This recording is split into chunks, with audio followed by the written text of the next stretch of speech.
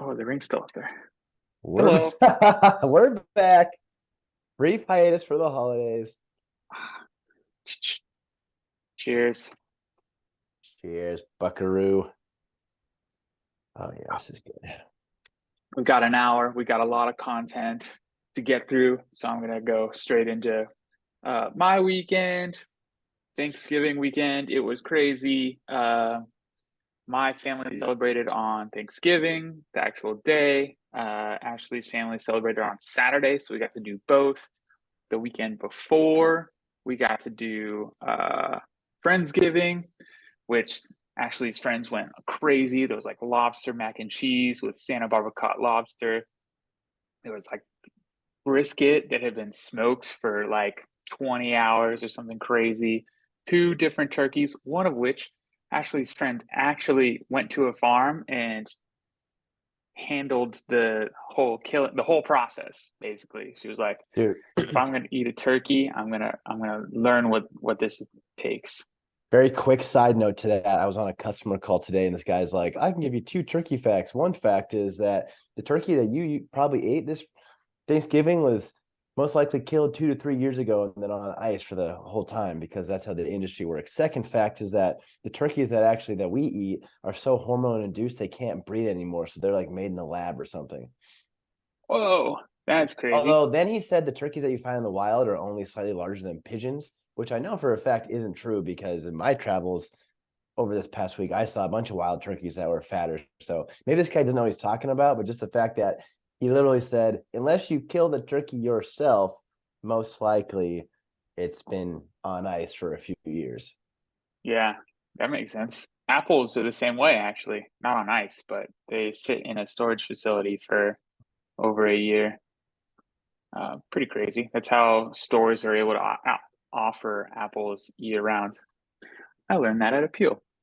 Um, anyways, so did the Friendsgiving. Then we went down to my sister's house, my sister-in-law and brother's house. We kind of helped them with prepping the house for the whole family. Had a wonderful family meal there. Got to eat a bunch of leftovers. That was delightful. Went down. Got a lot of Kaya time, which is just so fun. How old is And she now? then she's coming up on 2 years this Saturday, actually.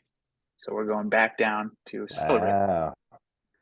Um, then went down, yeah, to Ashley's family. Got a lot of niece and nephew time. We like took the kids for a hike. They're like nine, maybe 8, 6, and 2. The kids, maybe closer, but yeah, very young. And so Ashley was actually their like hero. She was teaching them about like this is what mustard looks like, and this is what an oak tree looks like. That's poison oak. We stay on the trail. We don't go touch that. Yeah, and that was pretty cool. The kids like really enjoyed like identifying the plants. Every time we saw like pampas grass, they would like point at it and yell like pampas, and they're cute little kid voices. Um, and then basically on their Thanksgiving day, which was Saturday, it was just total chaos. And Ashley was helping her brother-in-law cook. And then like mom came over and she had her own things going on in the kitchen. And then like Ashley's sister was trying to do things in the kitchen. It was just like total chaos. Her dad was just there, just like watching everything, it's just posted up with his walker. Sure. And the kids are like screaming and shouting because they've been like contained indoors waiting for this meal. And finally like I hop in to like become the sous chef because the K and I like try to pick everybody else out, and so it's just me and Get moving. Ash- Ashley's brother-in-law like handling a lot of the cooking. And um so that was like fun, but also like I'm cooking dishes that I've never cooked before that people are just like handing me Um, ingredients, which turned out well. Everybody was super stoked with the dishes that I was responsible for, so that's always nice. nice. Mom, Ashley's mom did this really cool thing with the kids. They made fruit turkey, which I'd never seen before, but like they looked it up on Pinterest, and like you use a pear for like, and then Oh, blueberries for mhm. the eyes and like a little like pineapple for the beak. and then you just layer fruits around it to make the turkey tail. And it looks super cool. And the kids had a blast with it. That sounds fun. It's like a Yeah, it great was, activity to keep kids like oh my God. make a Yeah, turkey. totally. Yeah, totally. It was really good. And it was really fun for her too, like just get quality time with the kids building something together and then immediately destroying it by eating it. Um, Needless to say, we were ready to be home on Sunday. We left like at 9 a.m. on Sunday just to enjoy peace and quiet. We came home and like I sat down in front of the TVs. Ashley went in his bedroom and just read. She read for like 6 hours. I just like was alone and drinking in misery, watching fantasy football. As is we tradition. didn't we didn't talk to each other at all until the end of the night. But yeah, it was good to have the chaotic family time and then the alone time. But yeah, it was fun. I ate so many like Thanksgiving leftovers. I think Mm. I had 3 Thanksgiving meals, but then leftovers from each one. So I probably ate Thanksgiving meal like 10 times and I'm ready. I've eaten a lot of salads this week. How about you? How was the Pinnacles? Yes, jam-packed week as well. We have to go actually a little bit before the Pinnacle trip to completely encapsulate my entire experience. Last Monday, 2 Mondays ago, Chelsea and I flew up to the Bay Area. We're flying out of San Diego, of course. I already put it in the group chat.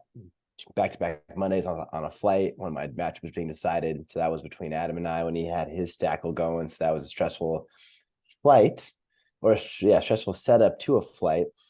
But the San Diego airport is pretty chill, getting in and getting through security and all that. Plus, Chelsea and I have pre-check.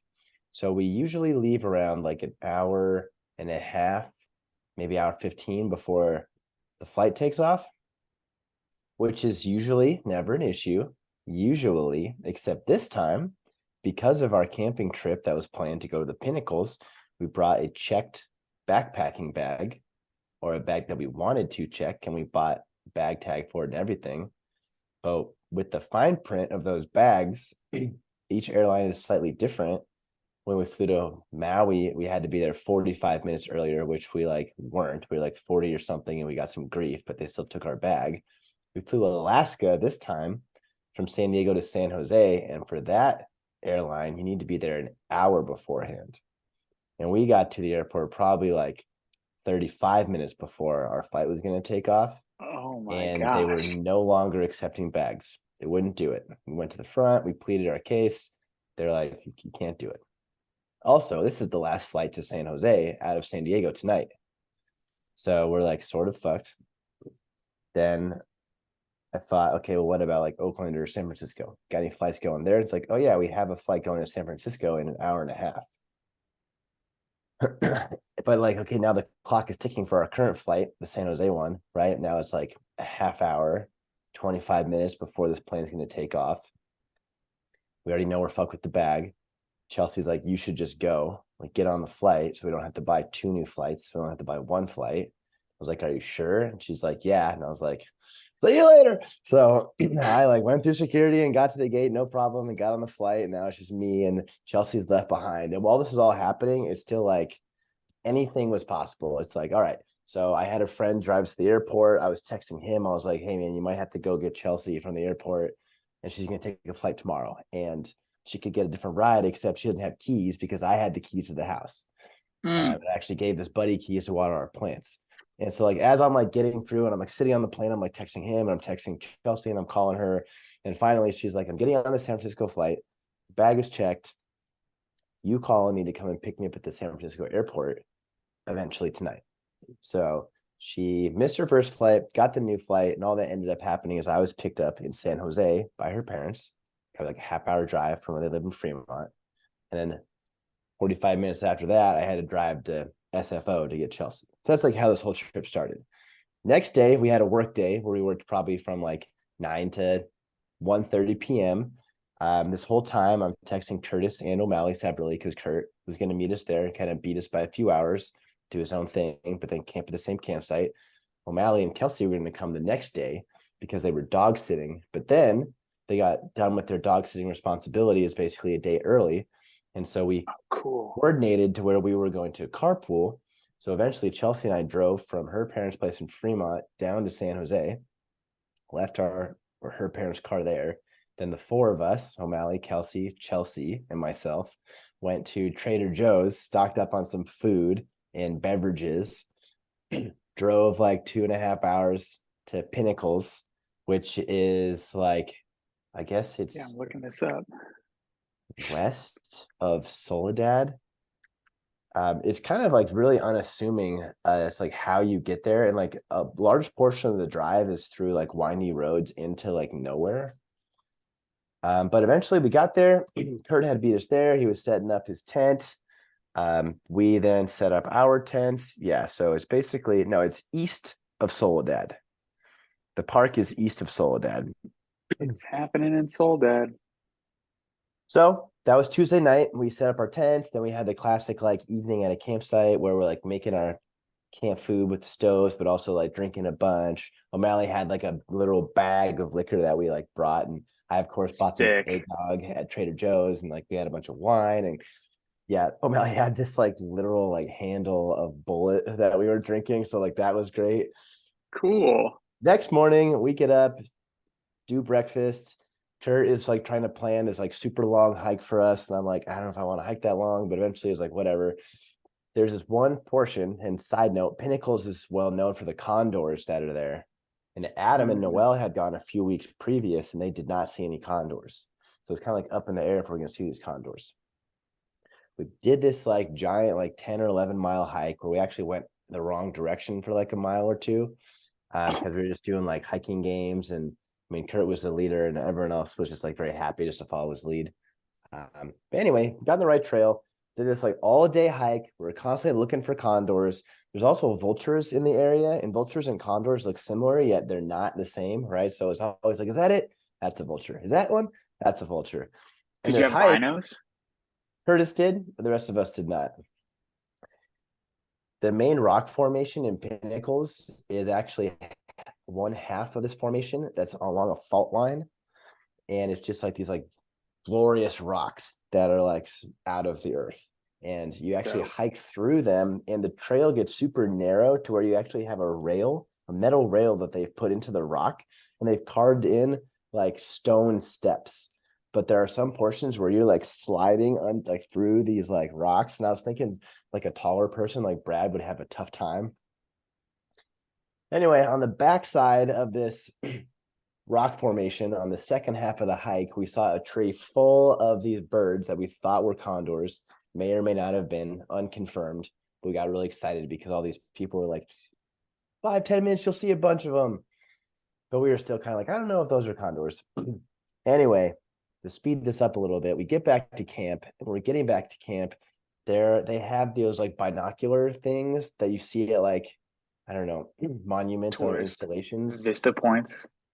Exactly. And so they had some point up at a mountain range that had like a tree line on top. And within that tree line, through these like touristy binoculars, you could see a bunch of condors in these trees, just like chilling because they had like tags on their wings. So we didn't see any flying. And I don't know if we saw any during our hike, but we did end the hike at the camp, which then we joked we didn't even need to go on the hike to see these condors. Next morning was Thanksgiving. Woke up early. We got back to O'Malley's place. Chelsea and I drove back to her parents' place. Classic Thanksgiving where football is on the entire time. A lot of action, just like you were describing in the kitchen. So this is probably one of the most recent holidays where I haven't actually been like intimately involved in all the cooking. I did a little bit of chopping and I was trying to be helpful, but there was like so much action and people in the kitchen. I was very content just to like drink wine and watch football. Totally. Oh yeah, you got to know your role. And watch Stu just rack up points on me on Thursday. And anyway, that was Thanksgiving. Saturday comes along. I got to go see Evan. I played some disc golf with Evan and Alice and the kids. And Sunday, I went to Livermore and watched a full day of football with Stu. He picked me up at the BART station around like 9:45. We got breakfast burritos, watched the whole day. He had a sizable point. No, he had a sizable Bush lead, similar points. He becomes Shook Stu TM because my team just skyrocketed and his did nothing, culminating with a Sunday night performance by the Baltimore Ravens defense, just absolutely demolishing the Oh my Clippers. God. Yeah. They had like Yeah. four fumble recoveries that he was just shook. Yeah. Monday flew back, and that was my trip. Damn. That's a legendary trip. A lot of friend time. It was cool. Yeah. That's solid. You saw a significant portion of the league. Mm-hmm. One thing that I forgot to mention for me that's of note is this was the second Thanksgiving in my life in a house. I Right. No always desert. no desert this year, yeah. And like Brittany and JJ are expecting another kid. And so they were like, Wow. like we don't need to go out there for a week. It's hard. Things are harder when pregnant. Sources say, I wouldn't know. But Allegedly. allegedly. Yeah, my parents are like, we're getting older. We don't need to go out there. And there's like a bunch of groups that normally come out couldn't because of like inflation or what have you. So yeah, it was pretty interesting to like have a Thanksgiving being like clean the whole time and not like in the wild. Right. And I enjoyed it. It was cool. It was normal. Played cornhole, watched football. I mean, I do those things in the desert. There's just less dirt, I guess, is really the only difference. And sleeping in actual beds and taking showers. That's yeah, a lot. Dude, talk about showers. Pinnacles had public bathrooms that had warm showers, and it was crazy to think that you're camping at a national park and you can have a hot shower. But like after that long hike where we are trudging through difficult terrain, definitely saw some poison oak. It was like amazing to have like a shower beer in a warm shower at a Totally. national park campsite. Yeah. Yeah, it's pretty epic. It's the same case for like the official Grand Canyon campsite. Like they have Mhm. warm showers and like warm water to wash your dishes in. And it's a total game changer, especially on like cold nights. I strongly despise when camping having to clean dishes in cold water when it's really cold out, Oh, and your like yeah. fingers are freezing and like your soap isn't really working because your partner bought that like organic bullshit that like is like earth friendly instead of Dawn. I And of just want, course, you just burn the shit out of whatever you're cooking in the pan. yeah, yeah, man. Oh, you get it. You get it. You camp. I car camp. I can camp. It's so funny. Chelsea and I always have these conversations because she would love to like go backpacking way more than we do, which is basically zero. And it's always like, I could do that. She's like, I know you could do that, but do you want to do that? Or will you do that? Yeah. Yeah. I don't want you to come along. I want you to want to come along. Like I get the difference, but like I'm here. Just enjoy the fact that I'm here. Yeah. It's not Wow. Tale as old as time. tale as old as time. Because we have so much content, should we skip our week 12 review, or do you have some highlights you want to do? Or should we do the one thing where we just each do half of the matchups? Mm, I'm okay to skip the recap. Like, were there any big storylines from the week? Like, I think I you mean, and yeah, Stu's Monday night miracle for Stu, Madison being mighty sus. he was mighty sus. I got 0 out of my guy Janu, um, which was a big reason why I lost that game. Also, my kicker missed a field goal, and the margin of our victory, his victory was 1 1 field goal. points or something. So Dude, I yeah, feel that. also Bill going off in your matchup. A 162 is no joke. And also Bacon putting up Ugh. 148 is amazing too. So pretty strong week. I mean, only 2 teams scored under 100. Yeah. One thing that pops out to me is the win streaks, the active win streaks in our league. Max and Pebbles both have 4 and 5 game win streaks. I mean, Bacon does as well. He has a 4 game win streak, but those two were left for dead, and now they are solidly in the playoff hunt. Now, Yeah, we'll get to the implications later on, but yeah, yes, some Max has been his team name is apt. I'll just say that. ever since Dak came like Gandalf and saved the day for his season.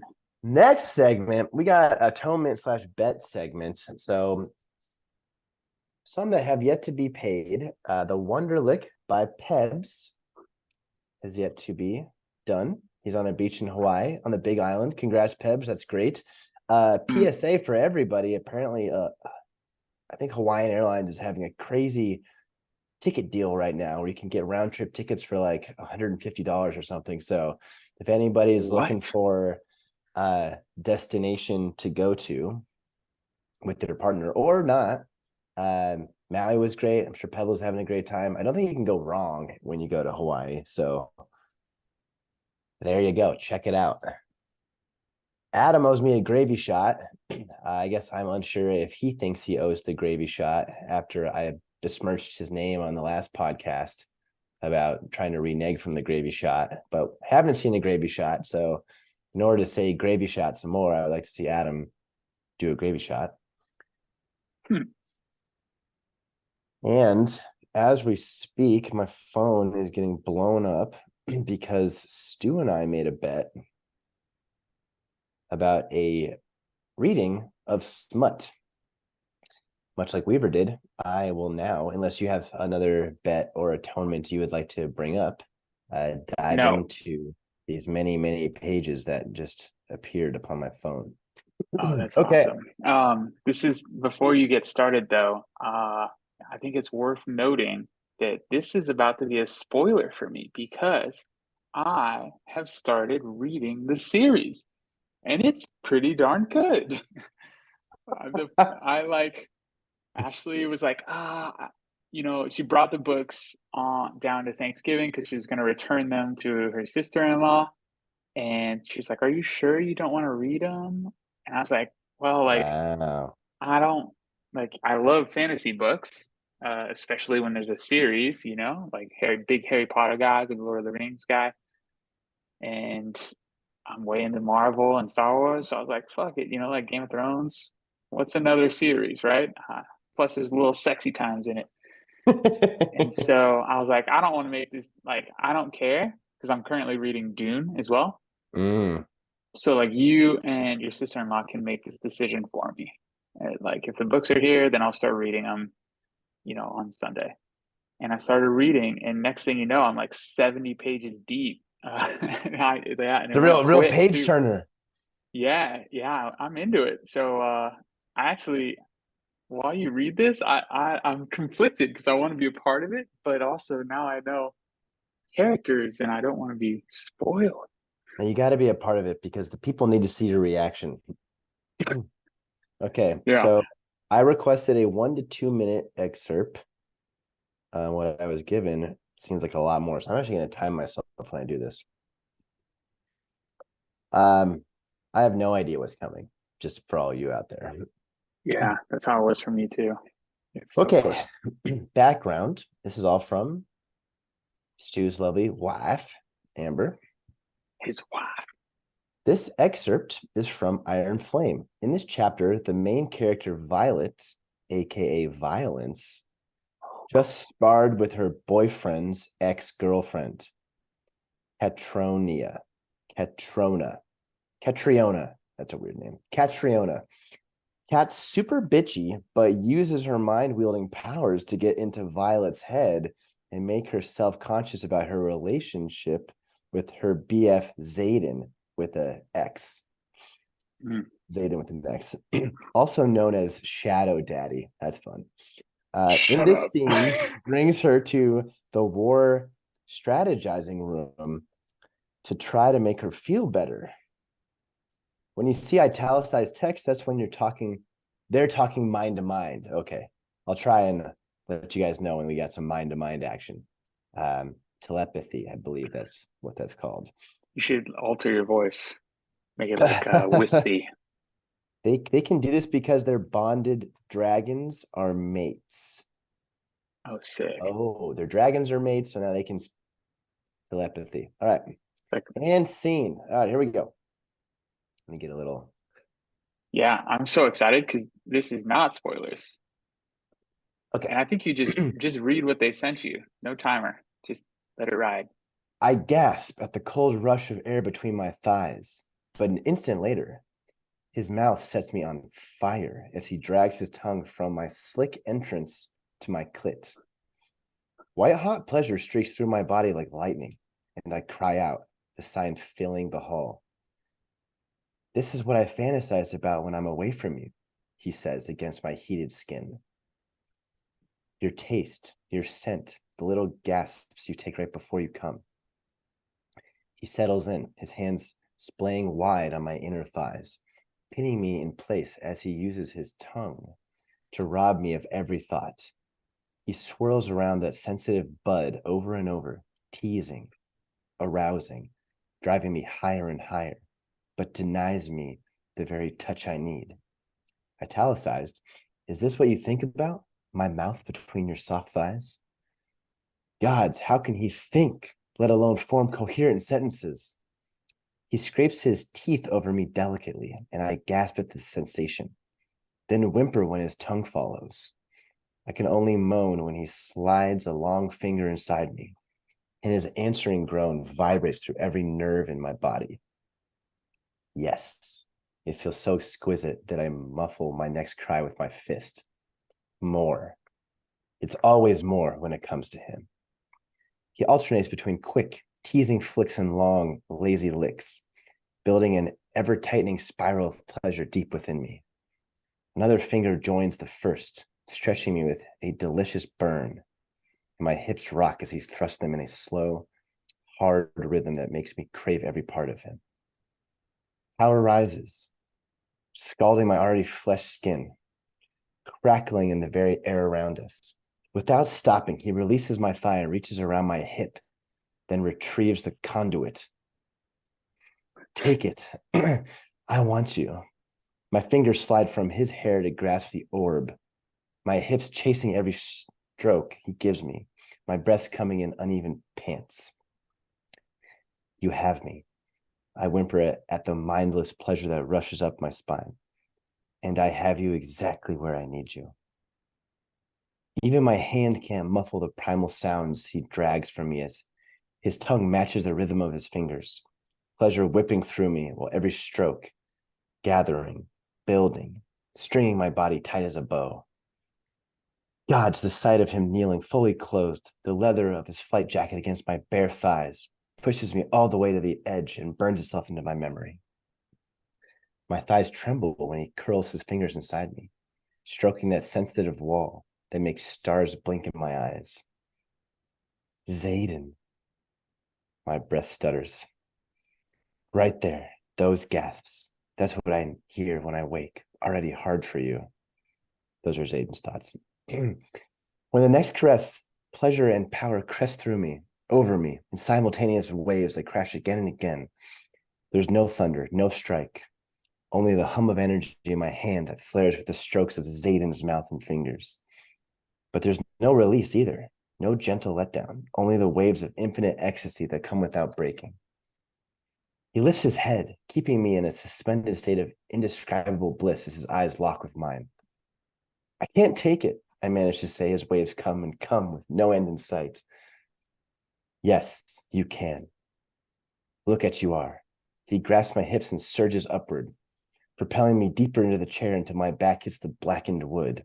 And still, he keeps stroking, holding me prisoner with my own pleasure. Brushing his lips over mine, he smiles. Look how beautiful you are, Violet, coming for me on Tyrador's throne. Holy shit. I'd known that's where we were, but I hadn't known. I think some extra context is needed for that. He grasps one of my thighs and drapes it over the arm of the throne, then braces his knee at the edge of the cushion and lifts me over the other leg, over his shoulder, as he slides down my body, lowering his head as he works his fingers ceaselessly, beckoning the endless waves. Oh gods, I'm going to die right here, right now. Every time I have to sit with the assembly, I'll be thinking about this, about you.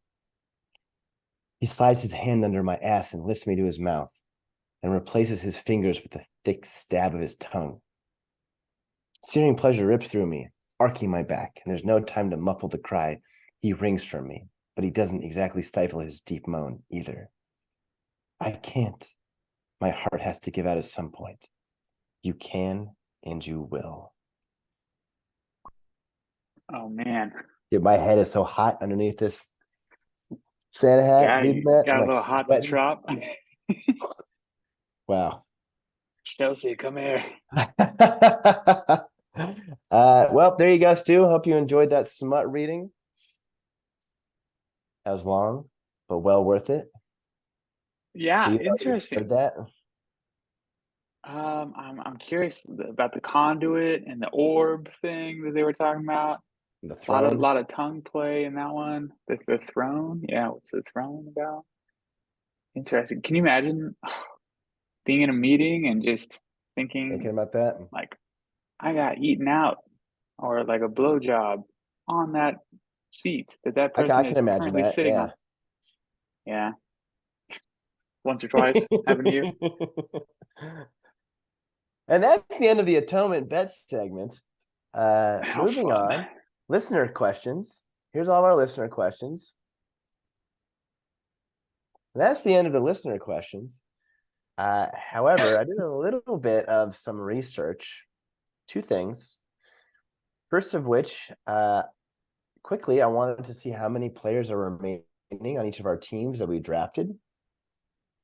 Before I divulge that, I wanted to ask you, who do you think has the most players they drafted on their team, and who do you think has the fewest? I think that Bacon and Scott have the most. And I think that Max has the fewest. So Scott does have the most at 12. Stu has the fewest at 7. When I was going through this, some of the things that I was thinking about is, of course, not the standard adding and dropping of the guys at the very bottom of your roster. Although Pebbles wrote in Tank Dell as his last pick, which is pretty crazy. But also trades, right? If you trade, you drop guys, people get injured. Mark Andrews for me, right? You're going to drop him. So Scott has the most at 12. Stu has the fewest at 7. Everybody is between 7 and 12, average being 9.25. Most people were 8, 9, and 10. For instance, Cool. You have 10, I have 8. I guess just running through them really quickly.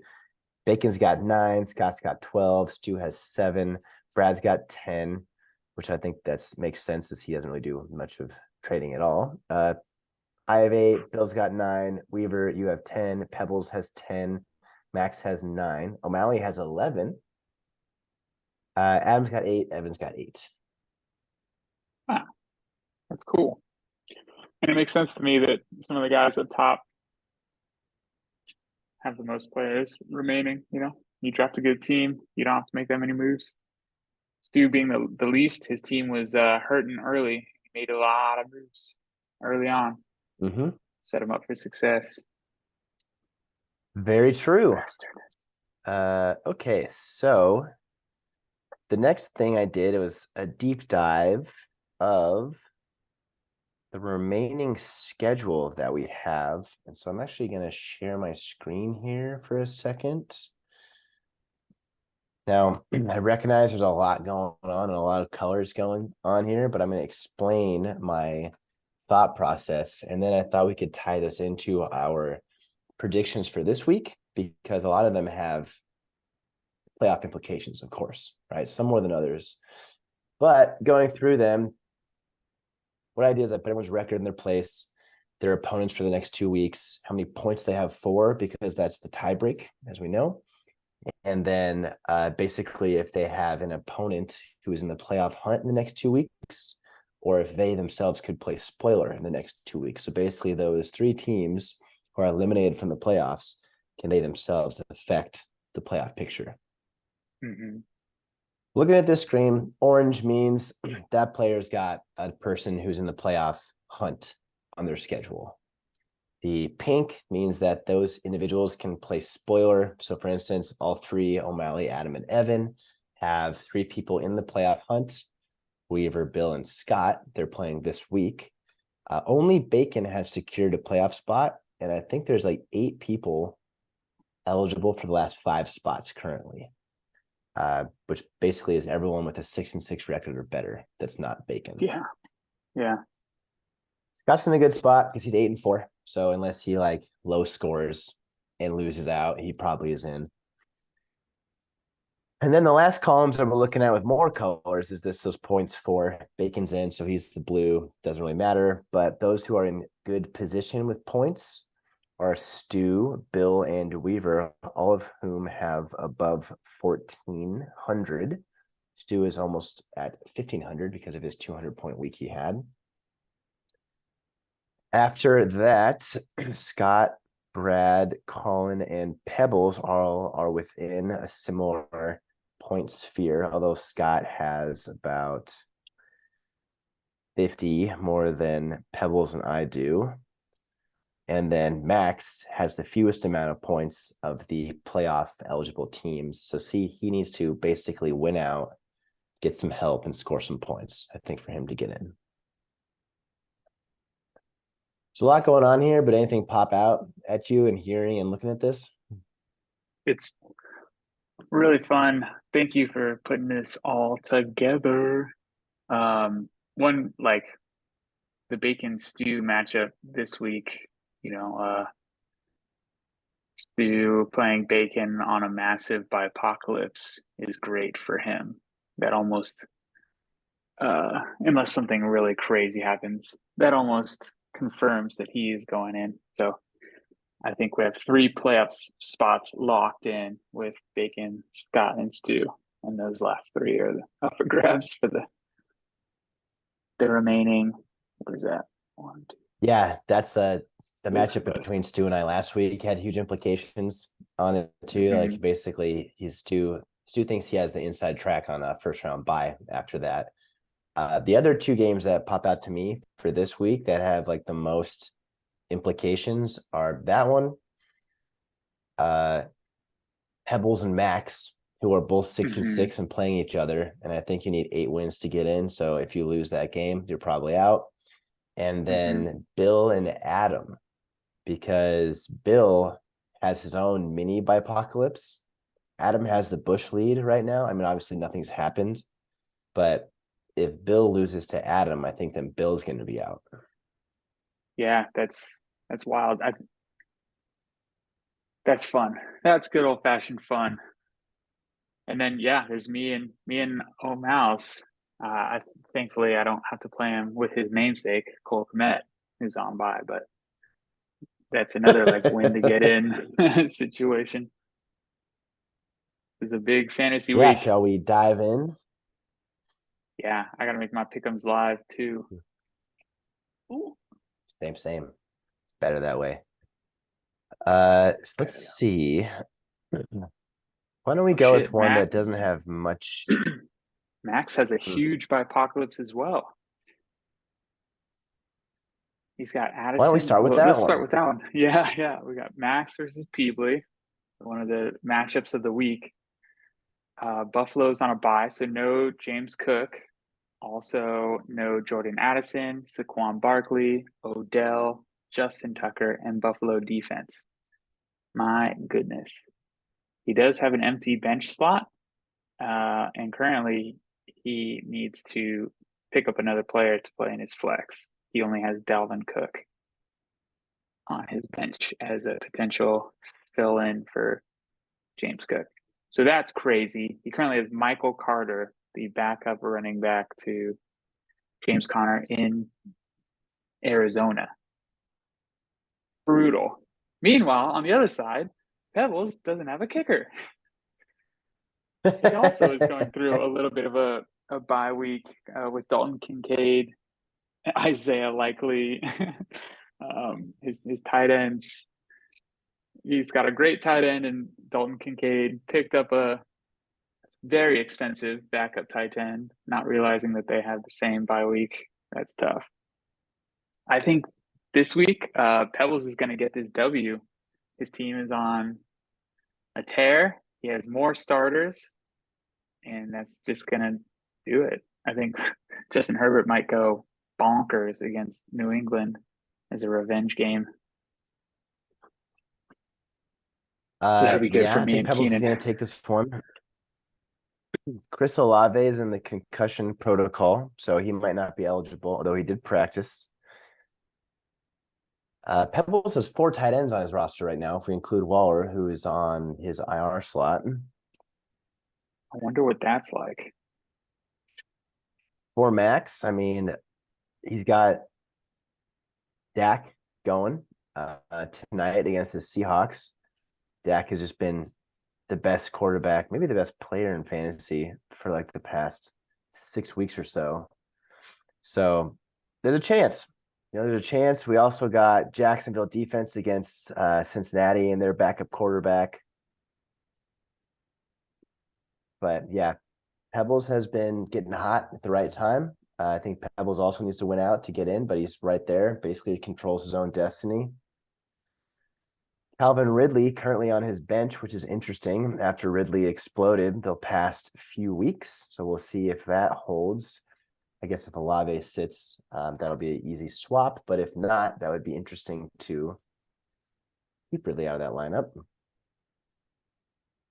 Yeah, but we both got Pebs going in this one. And as we talked about, both these teams are 6-6, especially if you're Max with the small amount of points you have, you probably got to win out. So this could be, as Stu would call it, a loser leaves town match.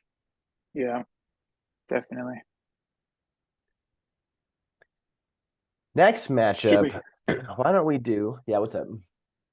stew and bacon? That's an easy one. Get it out of the way. Bacon's got to buy apocalypse. I want to choose bacon.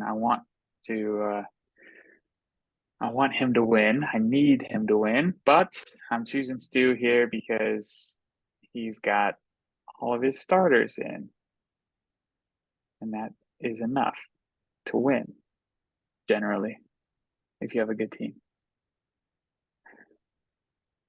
Stu's definitely favored. Definitely my pick. Bacon's current tight end did not practice today, so he might have to make some moves or suffer. Oh, actually, his current flex player, who's a tight end, is questionable. Although he does have Julio Jones on his bench, who did practice, so we might get a Julio Jones start if Dalton Schultz can't go. Yeah, I mean, there is a world where the Texans just go nuclear on the Broncos, and then Bacon has a chance in this one. But Stu's team just put up almost 130 points. He gets his full contingent of Gibbs, Kamara, Singletary, who's got that job. That's a fun little wrinkle in this game where the Texans offense goes, whether it's going to be more run heavy if they're up or if it's a closer game and it's pass heavy or a combination. Yeah. Yeah, any rushing touchdown really screws Bacon, just like you and your Dolphins. Yes, confirmed. Stu has players starting tonight going through Monday. So this matchup might not be decided. Well, maybe it is decided by Sunday night, depending on how Bacon's team performs. But Stu potentially could have another Monday night situation on his hands. Mm-hmm. One thing to We note both about Stu's team is the emergence of Christian Watson again. He's caught back-to-back touchdowns, so that's fun. An embarrassment of riches on this team right now with Ja'Marr Chase. It's truly unfortunate that Joe Burrow got hurt. I think Stu would be even more well positioned with Ja'Marr Chase, but he's kind of like mid-round wide receiver now. Yeah. I mean, he got 6 targets, 81 yards. He just scored in the game before that. So, I mean, he's still getting some volume, but yeah, definitely not as threatening without Burrow. Mhm. Next matchup, why don't we do the Evan and Scott? This one mostly has seeding implications for the playoffs, as one team is out and one team is most likely in. Evan's got the current Bush lead. Both of them have full lineups. Scott is a little bit of a bipocalypse himself. It's so funny. There was like 2 weekends that were like crazy bipocalypse. There was one weekend where it was like Dolphins, Rams, Chiefs, might have been Eagles on that one too. And then this one is the Ravens, the Vikings, the Bills, Bears, so it's a lesser extent. But Scott's gonna be missing Hockencock and Diggs, who he would normally be starting. So yeah, Evan is favored by a healthy margin. What do you think? Hmm. I Ooh, interesting. Yeah, the Jonathan Taylor news is almost better for eBird because now Zach Moss can't like vulture anything from Jonathan Taylor, even though Jonathan Taylor has been like dominating the touches. Um, I guess I can't say it's better that the starter got hurt. That's stupid to say. I think that I'm gonna pick the underdog here with Scott to win. Um, Even though he doesn't have Diggs, Diggs has been underperforming, and then obviously losing Hawkinson for the week is probably the bigger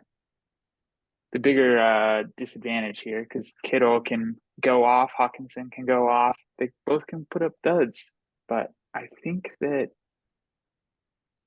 yeah, I'm leaning towards Scott. His running backs have been doing a lot better. I talked a lot of shit on them earlier in the season and tried to trade him running backs throughout the season, and he stood pat. And they're pulling through for him. He showed them loyalty, and now they're rewarding his leadership. And Evan's team always starts with a high bush and slowly but surely ventures into the red land. I just got a feeling here. I don't know. I'm choosing Scott. How about you? I'm taking Evan.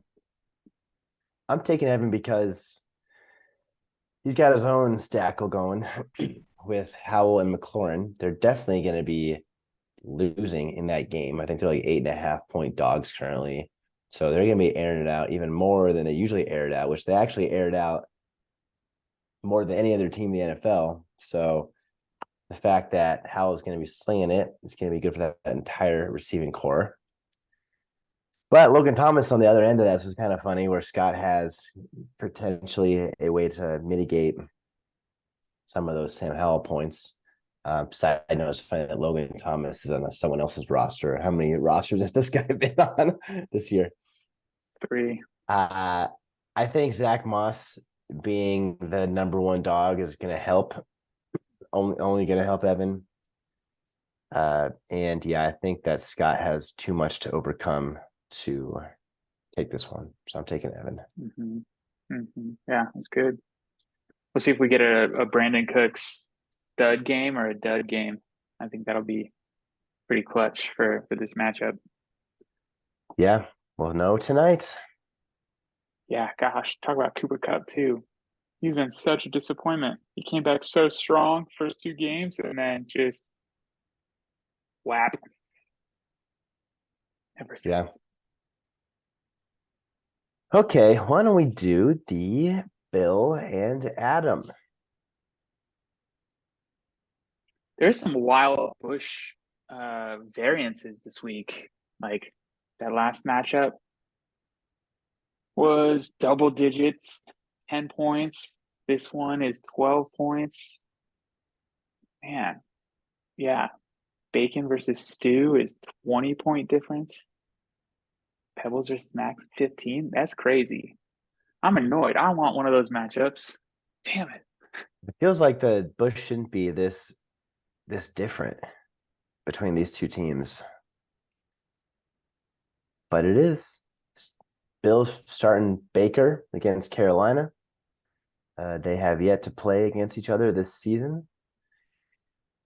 Baker has scored 13.3 and 10.3 in his last 2 games, although the 3 games preceding that, he had over 19 points.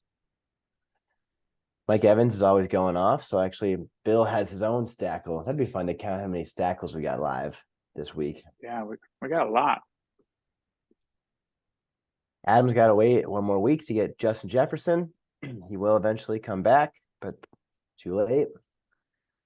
Did you see what happened with Deontay Johnson last week, like in the Bengals game? He didn't like run down a fumble or something. Yeah, there was a play. It was a running play. He was ready. He was on the line, and then the play got hiked, and he just stood up and just kind of like walked like back to the huddle, and then while he was doing that, running back fumbled the ball, and it like bounced near him, and somebody swooped it up. I don't even think he saw it because he like was just in his own world. Somebody swooped it up like a yard away from him and ran past him, and he didn't chase or anything because he was just not paying attention at all. He's in full blown diva mode. Something about those highly targeted receivers in Pittsburgh really ruins their brains. Yeah, he's gotten 8 targets the past 2 games. Just great volume. He just hasn't really turned it into anything. Although it is Pickett, who's not the most accurate or talented quarterback in the league. They did finally record over 400 yards on offense last week after they got rid of Matt Canada. So Deontay Johnson and George Pickens, Najee Harris, all of those, even Jalen Warren, The Muth. the Muth. The Muth, who died on my bench, had 120 receiving yards last week, which was his all-time career high, and also led the league in receiving yards in last week. That's crazy.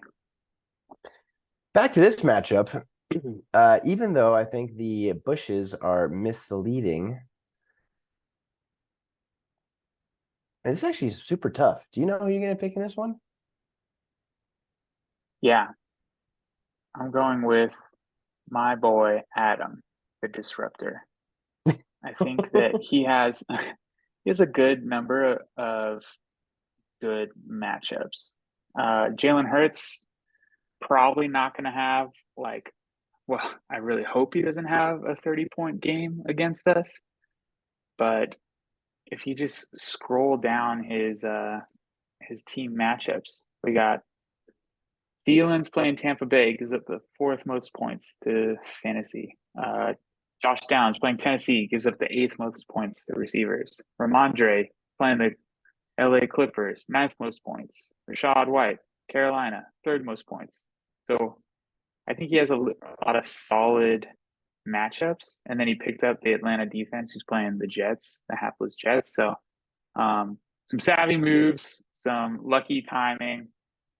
And I'm choosing Adam. He's going to be a big disruptor. I would wager Adam goes 2-0 to finish out the season to ruin me and Bill's playoff hopes. And what do you want to wager? What a good wager. I don't know.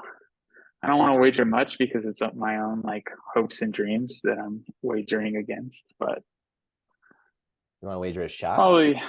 Probably a shot. That's my shtick. Stupid shot. We got a wager. Ding. We need like a bell, like a button. Bing, wager. You got to take 2 though, 2-1, because I'm wagering that he will win both matchups, and you are wagering. Okay. Else. Yeah. So, Adam goes 2-0. 2-1 shot bet. Okay. Wow. Interesting. Well, I'm going to take Adam too in this one, even though I feel like a lot of players in this matchup are underwhelming in the entire matchup. The favorable matchups you had mentioned definitely sway me, as well as Bill's issues with his flex currently. Current guy, Douglas, is not going to play. He's in concussion protocol and didn't practice. The options are a little sketch on his bench, although I think Jeff Wilson Jr. is under bushed right now because he was pretty involved in that Miami offense last week. And I could see that happening again, especially if Mostert doesn't have his full complement of carries. If Miami goes up big and he's nursing something too, but I'm taking Adam. Yeah. Yeah, one fun note here is the Christian McCaffrey versus DeAndre Swift matchup. Both they're playing each other, obviously, and those are the top two run defenses in the league.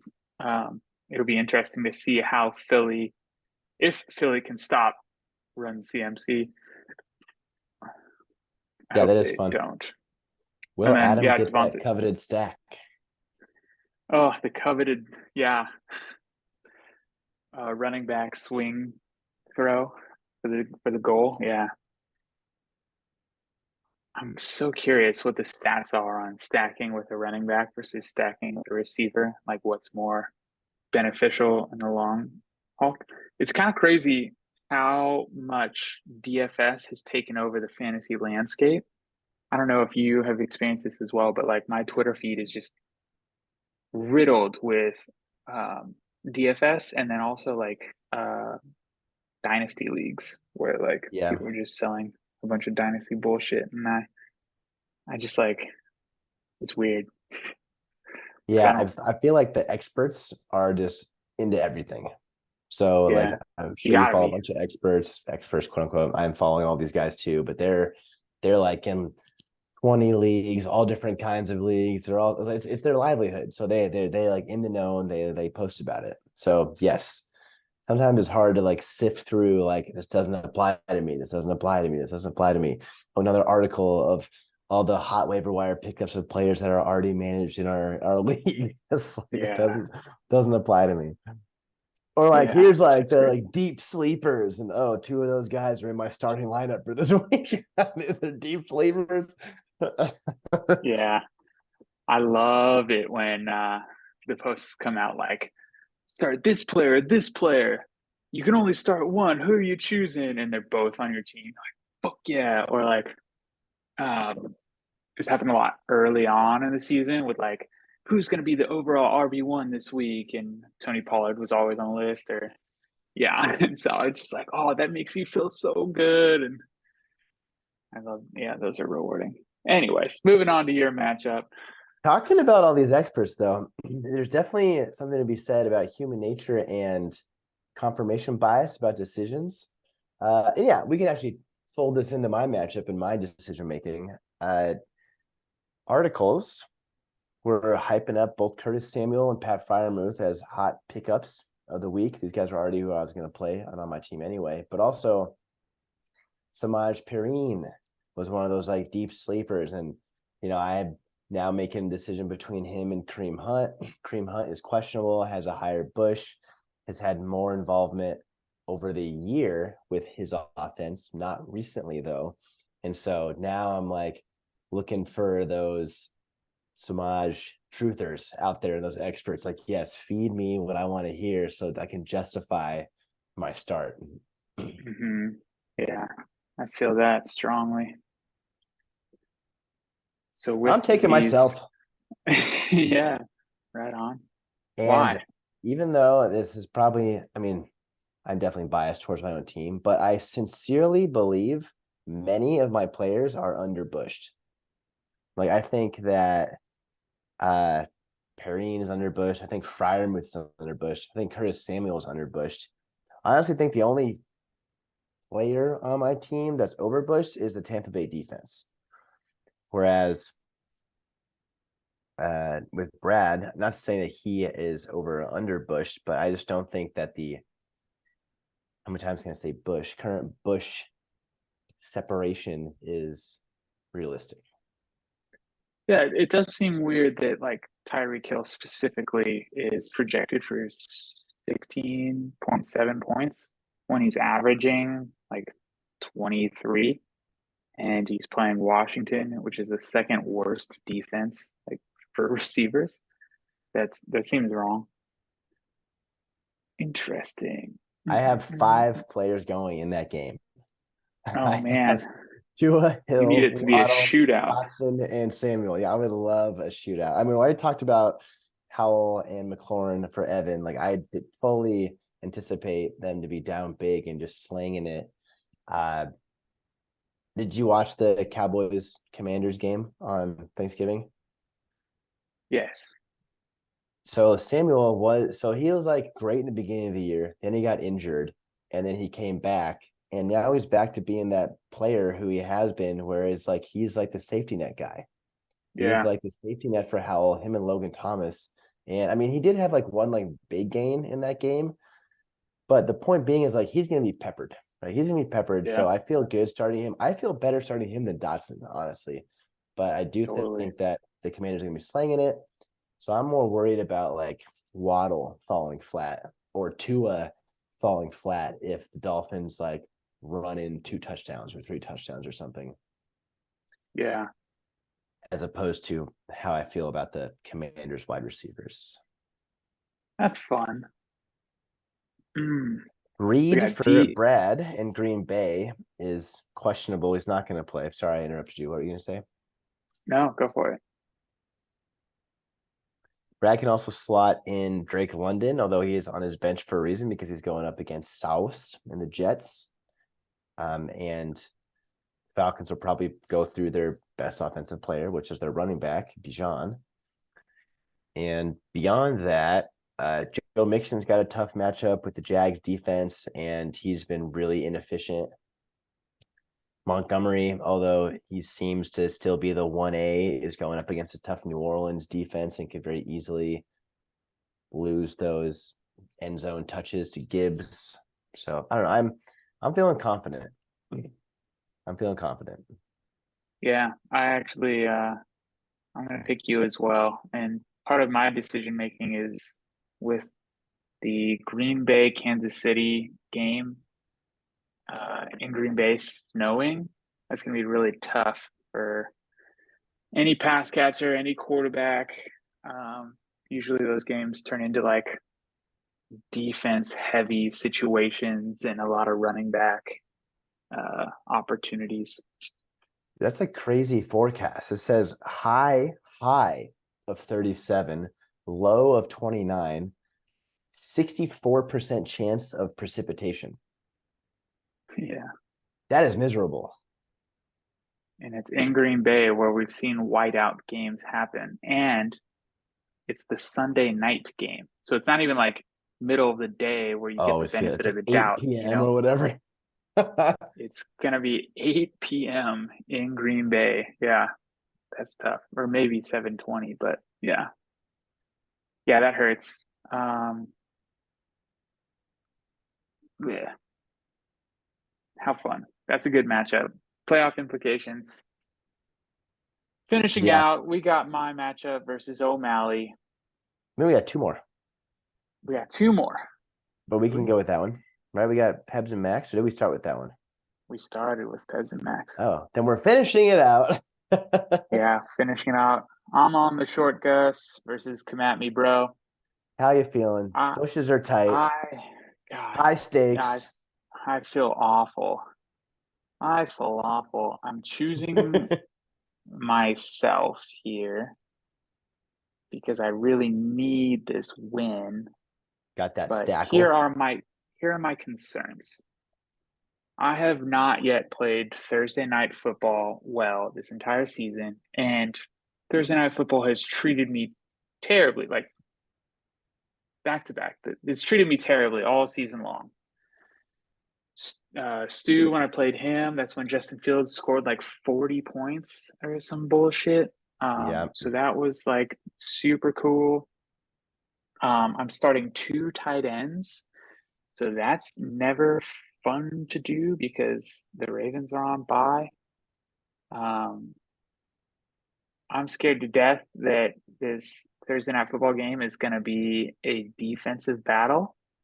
and not many fantasy points are going to be scored, which is not what I need because I have Tyler Lockett, Tony Pollard, and the Dallas defense playing Yeah. versus O'Malley's Zach Charbonnet, which it looks like, yeah, Kenneth Walker the third is out. So that's great news for O'Malley. I would love them to be there in a Splitting. timeshare.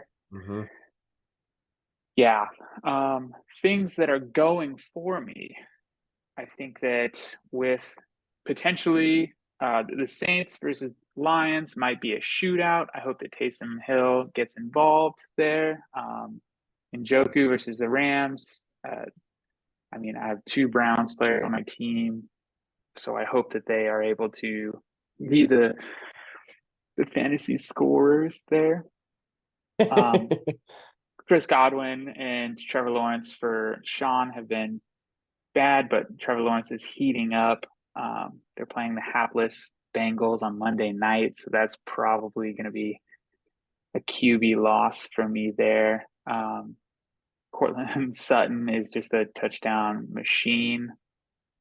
He really It, is. yeah, if he catches a touchdown, I'm in a bad spot. Puka Nakua, he's been legendary, setting all these rookie wide receiver records this year. I hope that Cleveland is able to contain him. Um, yeah, and then to your point about Samaje Perine, I hope he steals a bunch from Javonte Williams, and then I can get the W. But I'm terrified of this. There's the chance like Travis Etienne has been garbage ever since the trade happened.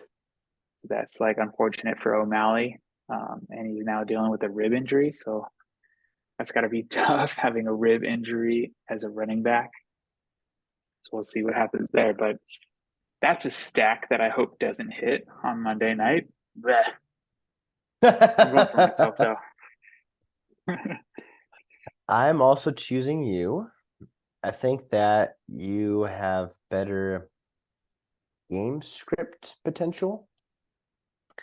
For instance, tonight, I expect Dallas to win and be up.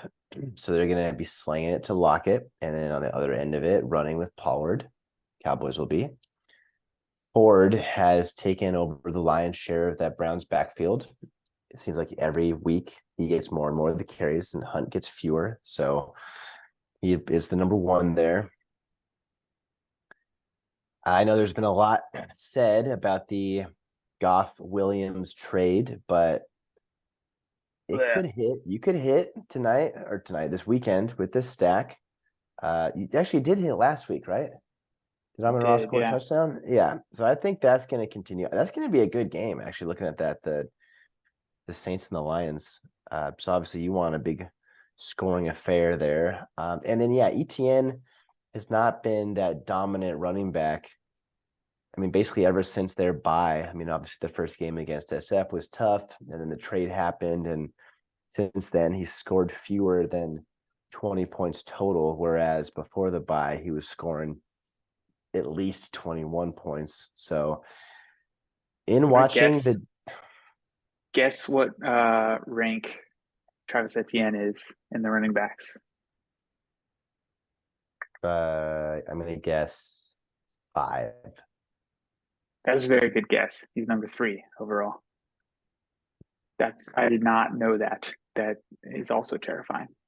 Sorry to interrupt. Continue. What was I gonna say? I think I was gonna say no, it's gone. I think you're gonna I'm win. sorry. No, it's fine. I feel like I interrupt you all the time. Williams for O'Malley has been getting a lot of work. Samaj scored a touchdown because Williams was being evaluated on one series for neck injury, and he came back in the next series. So I'm more hoping for like the Broncos are down receiving fair for Samaj. This one's gonna be tight, and you're both gonna be stressed. I guess you're probably more stressed, but I think you pull it off. Keenan against New England, they'll probably feast. I'm hoping that he has more than Eckler, who I'm playing against. And I feel like the Dallas Gotta be defense is gonna fuck up Seattle tonight. I really hope so. But shockingly, Seattle is 13th fewest fantasy points. They're right like bottom half of the pack for turnovers. So that sucks. But we'll see. Geno might crumble. Yeah. He sees Micah Parsons coming and he screams like he did against Aaron Donald. Ah! Closing thoughts? Good luck to everybody. And I do want to put an apology out there. I have been bringing a lot of negative energy into the group me. I just am sorry about that. Anyways, good luck to everybody, and fantasy should be fun. You fucking trophy. I bring this because I lost every time I don't have it on the podcast, I lose. So I just barely remembered to get it in here. We'll see if it helps. And Damn it. we'll see if it actually helps this week. I also really need this win. Yeah. All right. Talk to you later.